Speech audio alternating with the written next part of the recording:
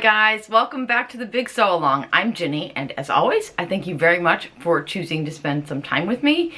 I know you can't see very much of it, but just before I forget, I am wearing my Tina Gibbons Oprah top. I haven't worn this in a long time, and I forgot how much I enjoy wearing it. We'll get to that in just a minute. I did take a week-long break from sewing. I was, as I said, I was out of town visiting my mom, which was great, by the way. I love visiting my mom because unlike when I was younger, now that I'm a little bit older, I really appreciate spending time with my mom doing things that she's very good at and that I'm not, because I tend to learn a lot. When I was younger, I think I did things that my mom told me to do, but I wouldn't say I was necessarily paying attention to how or why. This past weekend, we actually spent a fair amount of time doing some gardening, and it was really, really fun. I actually learned a ton. I got a tiny bit of a sunburn in spite of the fact that I was swathed in sunscreen, because my mom lives in Casper, Wyoming, which is called high desert. I didn't even know there was such a thing, but anyways, it's high altitude and really, really arid and windy. So you can't always tell like how hard the sun is beating down on you because there's always wind. Anyways, like I said, we had a great time, and I was inspired to come home and do some replanting of my own here. The other thing is, it was good for me to just take a break, a complete break from sewing for a week, because I felt like, this happens to me once in a while, I felt like I was getting a little bit off track with my sewing. I have been sewing the last, I'm going to say the last 4 or 5 months. I have sewn a fair number of projects, all of which I can't say I didn't like. I enjoyed sewing them, and they came out really well. I have nothing bad to say about the patterns or even the fabric choices I had. My issue is that I seem to have sort of strayed from my own personal style. So the things that I made are cute and fun, and I loved making them. However, I don't love wearing them. Since the beginning of the year, I think I made the pants, the, God, what are they called? I'll put it down here. From Allotment Clothing, which are the epitome of my style. I will definitely be making those again. I made the Hawan jacket a couple of times, and I made that new top from Sew House 7, which is also very me. But pretty much everything else I've made in the last several months is kind of languishing in my closet, because even though I really like those things, I don't really like wearing them. So to me, that means I needed a little check-in and a little reassessment. So I started by going to one of the principles of a capsule wardrobe. And let me just say before we go any further, I'm not really a capsule wardrobe kind of person for a variety of reasons that we'll go into at some other point. But I do like to incorporate some of the usual principles of a capsule wardrobe when I'm thinking about my own wardrobe and specifically what I'm making. So one of the things they always say is to make sure that your wardrobe has clothes for each section of your life, like the things that you do every day. So you need to really pay attention to what your actual life is and not your fantasy life. That's where I get a little sidetracked sometimes, in all honesty. So I wrote down my my few categories that I need in my wardrobe. The first one is loungewear, which to me is really what I wear between the end of the day and going to bed. So the few hours between the time I wash up and the time I go to bed. Also, I usually wear that stuff in the morning, so for breakfast and then for walking the dogs. That means that it has to be, because I use it to walk the dogs, that means it has to be like, it has to be wearable outside. It doesn't have to be fancy, but it does have to be, like, I have to be able to wear it outside without, like, embarrassing myself. Also, the next category would be, like, what I call grunge wear. And that is when, for days when I am doing things like gardening, cleaning, repairing, anything like stuff like that I do around the house where I know I'm gonna get dirty and potentially ruin my clothes. So for those two things, I generally like to wear like baggy pants and some sort of a t-shirt or knit top or something. I don't like to wear anything that's too big for those things, just because too much fabric tends to get in the way when I'm working on projects and stuff. Okay, then the other things I do are I have casual at home and casual going out. Now, to be fair, those two things really cross over for me. The biggest difference between my casual at home wear and my casual going out wear is that when I go out, I usually have shoes on. When I'm at home, I usually have slippers or flip-flops on. That's literally the only difference in terms of what I need those clothes to do for me. The only other thing I have is going out or event clothing. Those are really the same. I don't really dress that much differently for going out, but I will wear something like, I will wear something nicer. I'll wear more jewelry, definitely wear different shoes. A lot of times I can incorporate my regular casual wear into those things, so I don't need a ton of that stuff. I also don't go to a lot of events and things like that, but I do need to have some of those things on hand. Okay, so after thinking about that, I realized that the things I really need are my loungewear and my casual wear. So stuff that I can wear for walking the dogs, cleaning the house, that kind of thing, and things that I can wear like on an everyday basis. So after I decided what I actually need in my wardrobe, there's also outerwear, but I left that out because I'm moving into spring and summer and I don't really need outerwear for this time of year. Okay, so once I figured out the categories that I really needed to improve upon, I then went to some of my traditional favorite places for inspiration. And I'm going to look at some pictures here while I talk to you about this. And I just did this because I felt like I needed a little reset in terms of reminding myself what it is I really like to wear. So let's start with my all-time favorite, which is, of course, going to be Danielle Greg. And I have a few things that I saw over there from her. This big boat neck sort of dress, sleeveless dress.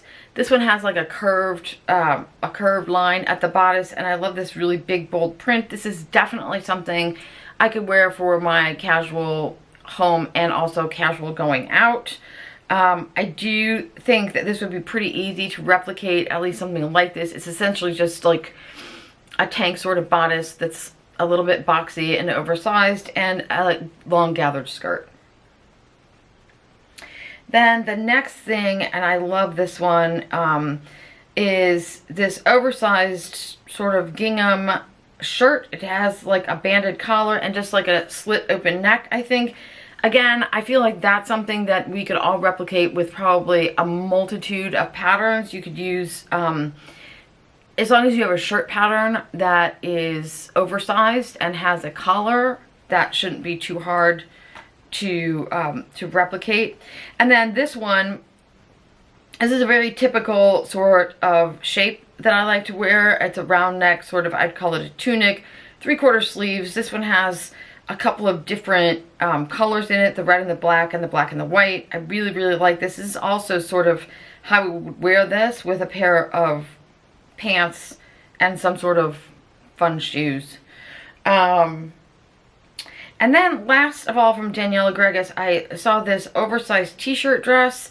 Again, this, I'm not even sure we would need a pattern for this. It's essentially a boat neck rectangle with some sleeves sewn on. So I think that is actually definitely doable. Next, I went to, and you guys, somebody turned me on to this store, this web shop. It might even be a brick and mortar shop, I'm not sure. I think they're in England, called Plumo. And by the way, I'll leave links to all these stores down below. And I apologize, I can't remember who told me about this store, but I'm so glad that you did because I absolutely love their stuff. So I went over there and I found a few things that I thought I would really love to wear.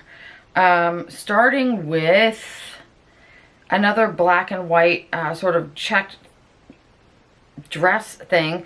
This one has like a little crossover at the front. I actually am pretty sure that I have a dress almost exactly like this. I have a dress pattern like this from the Maker's Atelier. If I can find that, and if it actually does look like this, then I will link that for you below too. And here's a picture of somebody wearing it. So this is such a cool dress.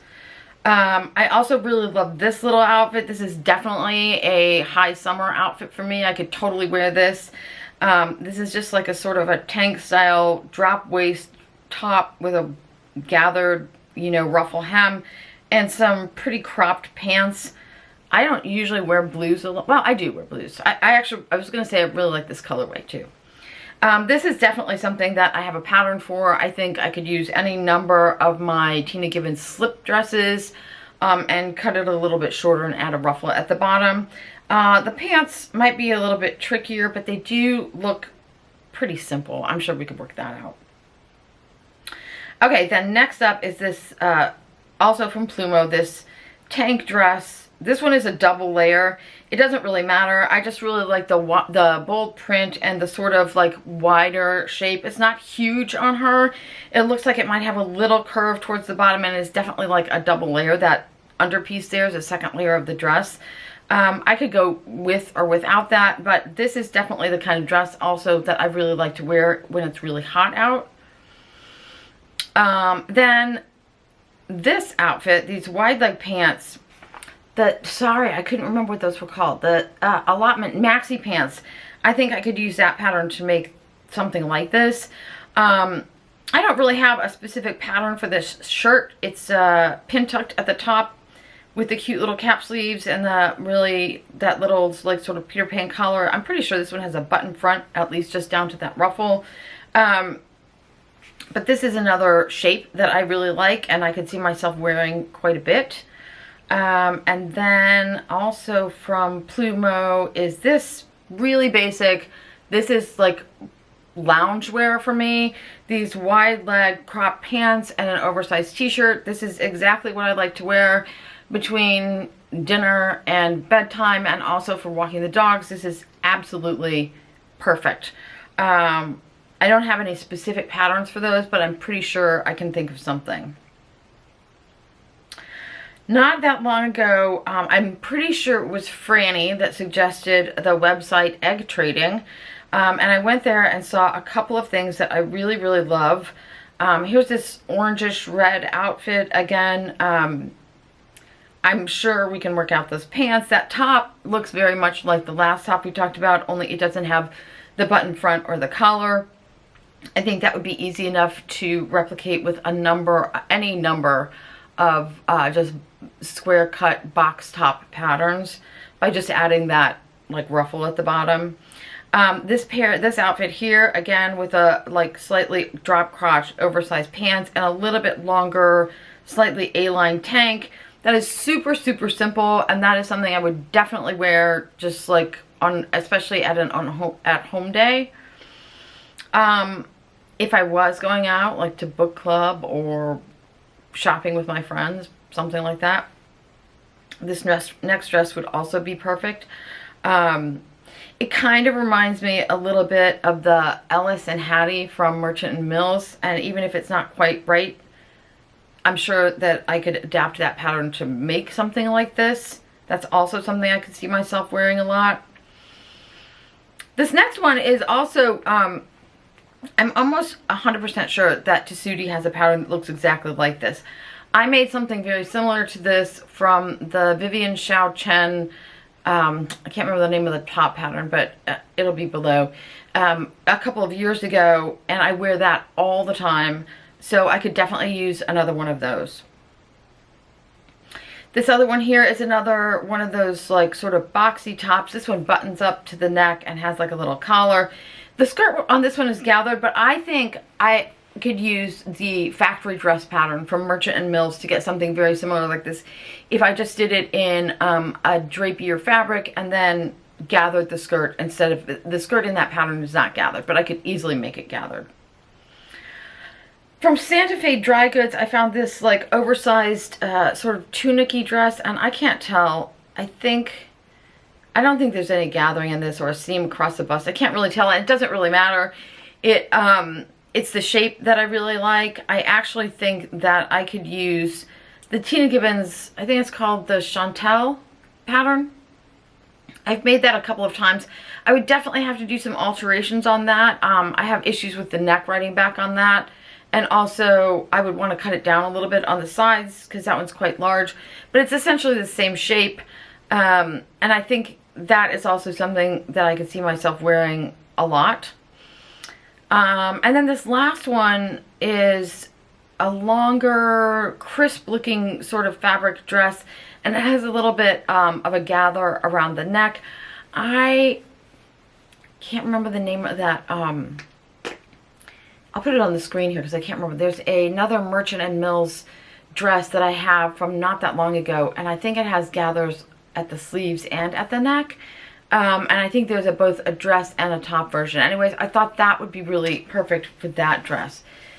So, now that I have my my focus back where it should be, and I have some inspiration going, I have made a list and I've pulled out some fabrics and patterns, and I think I'm gonna get busy making some things that I really, really like to wear. And that's where my Tina Gibbons Oprah shirt comes back into play. I have not worn this, like I said, in ages, and I really enjoy wearing this. I'm actually wearing it with the Oprah pants today. I love this outfit. So this is one that I also might remake, and I think I could probably alter this to look like some of the things that we just looked at in the inspiration photos here. Alright guys, I think that is it for me this week. Please let me know what you think about the inspiration photographs in the comments below, and if you have any specific pattern recommendations for things that I could work into those kind of styles. It doesn't have to be exact. Please leave me a comment below and let me know what they are because I'm very curious. Alright, I will get busy gardening and sewing, and I will see you guys all next week. Until then, I wish you all happy sewing.